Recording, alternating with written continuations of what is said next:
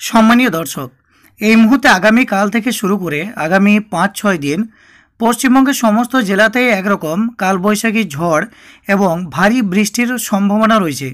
সেক্ষেত্রে পশ্চিমবঙ্গের কোন কোন জেলাকে এই মুহূর্তে সতর্ক করা হয়েছে, আলিপুর আবহাওয়া দপ্তরের পক্ষ থেকে ঠিক কী বলা হয়েছে, কোন কোন জেলাতে বৃষ্টিপাত কাল থেকে হবে, বন্ধুরা সেটা যদি আপনারা জানতে চান তাহলে অবশ্যই ভিডিওটি শেষ পর্যন্ত দেখবেন।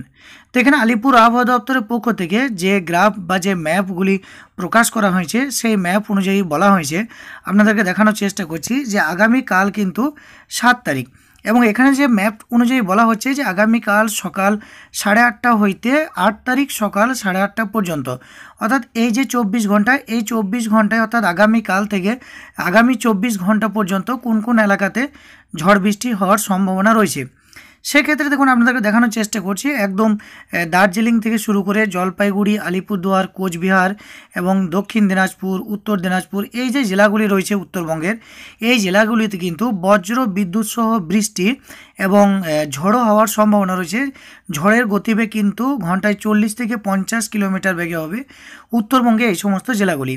এরপর দেখুন মুর্শিদাবাদ এবং এই যে নদিয়া জেলা, সেখানেও কিন্তু ঝড় বৃষ্টি হবে, কালবৈশাখী ঝড় এবং ঝড়ের গতিবেগ 40 থেকে 50 কিলোমিটার বেগে থাকবে, এমনটা কিন্তু বলা হয়েছে। এরপর দক্ষিণবঙ্গে যেমন বীরভূম, পশ্চিম বর্ধমান, পূর্ব বর্ধমান, বাঁকুড়া, হুগলি, এই যে জেলাগুলি রয়েছে। এরপর দেখুন উত্তর 24 পরগনা, হাওড়া, কলকাতা, পূর্ব মেদিনীপুর, পশ্চিম মেদিনীপুর, বাঁকুড়া, এই যে জেলাগুলি রয়েছে, এই জেলাগুলিতে কিন্তু কালবৈশাখী ঝড় রয়েছে।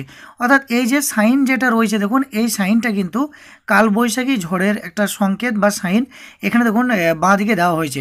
কালবৈশাখী ঝড় এবং সঙ্গে 50 থেকে 60 কিলোমিটার বেগে ঝড়ো হওয়া বইবে। এরপর দেখুন এখানে পুরুলিয়া, আপনাদেরকে দেখানোর চেষ্টা করছি আগামীকাল থেকে 24 ঘন্টা পুরুলিয়া এবং ঝাড়গ্রাম, পশ্চিম মেদিনীপুর, এই যে 3 থেকে 4টি জেলা রয়েছে, সেখানে কিন্তু বজ্র বিদ্যুৎ সহ বৃষ্টি এবং ঝড়ের গতিবেগ 40 থেকে 50 কিলোমিটার বেগে কিন্তু হবে। এরপর দেখুন আগামী 8 তারিখ সকালবেলা থেকে শুরু করে 9 তারিখ সকাল 8:30 পর্যন্ত, অর্থাৎ এই যে 24 তারিখ, 8 তারিখ সকাল থেকে 9 তারিখ পর্যন্ত, সেক্ষেত্রে দেখুন এখানে বলা হচ্ছে যে দার্জিলিং, জলপাইগুড়ি, কালিম্পং, আলিপুরদুয়ার, কোচবিহার, উত্তর দিনাজপুর, দক্ষিণ দিনাজপুর, মালদহ এবং পুরো পশ্চিমবঙ্গে দেখুন একই রকমের সংকেত দেওয়া হয়েছে পুরো পশ্চিমবঙ্গে, অর্থাৎ আগামী 8 তারিখ থেকে শুরু করে সকালবেলা থেকে শুরু করে 9 তারিখ সকালবেলা, অর্থাৎ এই যে 24 ঘন্টা, সেই 24 ঘন্টায় পশ্চিমবঙ্গের সমস্ত জেলাতে একদম বজ্র বিদ্যুৎ সহ বৃষ্টি এবং ঝড় হবে।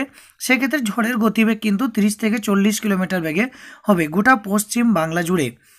এরপর দেখুন 9 তারিখ সকালবেলা থেকে শুরু করে 10 তারিখ সকালবেলা পর্যন্ত, অর্থাৎ এই যে 24 ঘন্টা, সেক্ষেত্রে কিন্তু এখানে সমস্ত জেলাতে ঝড় বৃষ্টি রয়েছে। তবে উপরে যে জেলাগুলি রয়েছে, যেগুলি ঝড় বৃষ্টির সংকেত প্লাস ঝড়ো হওয়ার যে সংকেত, সেক্ষেত্রে কিন্তু পশ্চিমবঙ্গের সমস্ত জেলাতে একরকম বজ্র বিদ্যুৎ সহ বৃষ্টি হবে এবং কোথাও কোথাও 30 থেকে 40 কিলোমিটার বেগে ঝড় হবে, কোথাও 40 থেকে 50, কোথাও আবার 50 থেকে 60 কিলোমিটার বেগে ঝড়ো হওয়া কিন্তু বইবে। অর্থাৎ আগামী 3 থেকে 4 দিন বা 5 দিন পশ্চিমবঙ্গের সমস্ত জেলাতে ঝড় বৃষ্টি হওয়ার সম্ভাবনা রয়েছে, সেটা কিন্তু এখানে বলা হয়েছে। তো বন্ধুরা আশা করি আপনারা বুঝতে পেরেছেন এই মুহূর্তে পশ্চিমবঙ্গের কোন জেলাতে ঝড় বৃষ্টি হবে বা কেমন ঝড় বৃষ্টি হবে, আশা করি বুঝতে পেরেছেন। শেষে আপনারা কমেন্ট করবেন যে এই মুহূর্তে আপনি পশ্চিমবঙ্গের কোন জেলা থেকে ভিডিওটি দেখছেন, আপনার জেলাতে এই মুহূর্তে কোনো ঝড় বৃষ্টি হচ্ছে কিনা অবশ্যই নিচে কমেন্টে জানিয়ে দেবেন। তো বন্ধুরা আশা করি বুঝতে পেরেছেন, ভিডিওটি ভালো লাগবে।